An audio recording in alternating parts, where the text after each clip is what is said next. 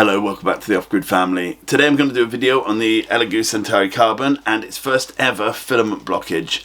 And it's not what you think, and it's definitely not what I thought. I thought I was just about to do a video on showing you how to unblock it using, techniques I've learned over the years, and that's what I thought it was going to be. But it was not.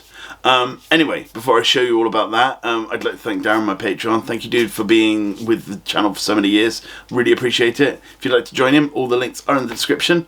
But if you can't join him, there is a free tier as well, so you're welcome to go over there for the free tier.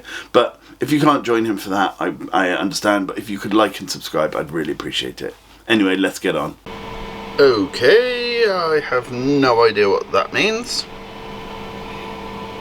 I better Google Lens it.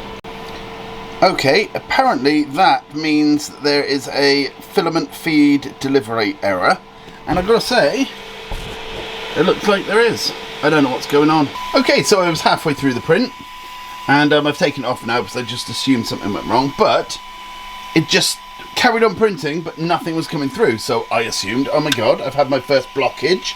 The Elegoo is fallible, and it's made a mistake, and I was fine. I was like, okay, let's just unblock it. So, did all that and went to put the filament back in and found the actual problem, and this is insane. I started reinserting the filament after I'd got rid of what I thought was a blockage, and it got stuck at the filament sensor, and I was like, what's going on? So I looked all the way down the tubes everywhere.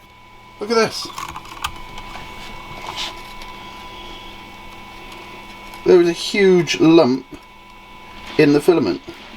Now I get that from very, very cheap filament. I'm trying to find it so you can see it. There you go.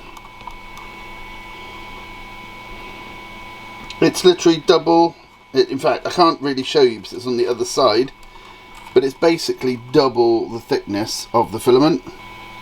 So it wouldn't actually fit through the filament feed. And I've never seen that. And I've, with cheap stuff I get it. But this is Geek Tech, which isn't expensive. But I've never had that before in my life. Okay, so let's see where the issue was.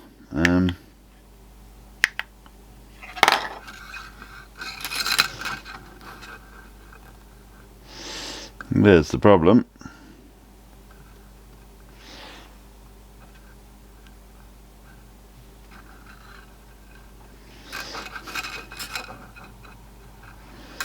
It's almost double the thickness. No wonder it didn't fit down the Bowden tube. So we cannot blame this little beauty. Genuinely thought it was its first blockage, but it's not. It's not to blame at all, which is hilarious. Thank you so much for watching. I will see you again soon. Bye for now.